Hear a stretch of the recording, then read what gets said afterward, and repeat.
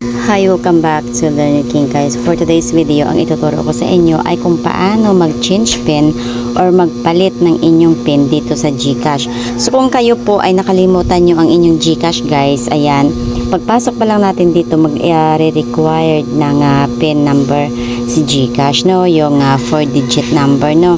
So kung nakalimutan natin ito, dito sa may baba guys, may nakalagay dito na forgot pin. So tap mo lang yung forgot pin guys, tapos nakalagay dito na MPIN recovery within 2-step authentication before resetting your MPIN. So itong 2 steps authentication guys, either sa inyong email or sa inyong SMS po, magsisend ng code number si GCash.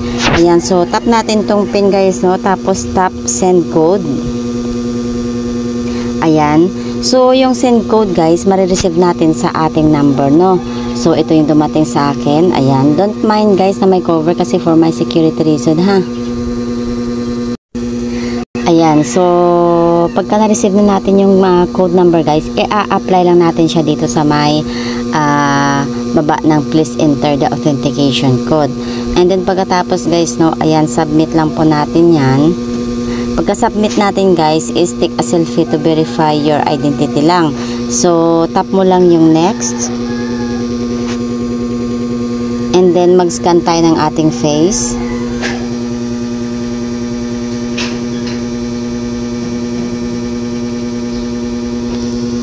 Ayan. Pagkatapos guys, ng scan ng ating face, no, ayan, maglalagay na po tayo dito ng ating new MPIN. Ayan, tapos verify nyo lang din guys. So, after nyo maglagay or mag-apply ng inyong MPIN, ayan, at mag-verify guys, automatic submit guys, and that's it. Nakatulong ba sa yung tutorial na to? Of course, kung oo, please don't forget to hit like, subscribe, and share na rin sa ating video. Have a nice day!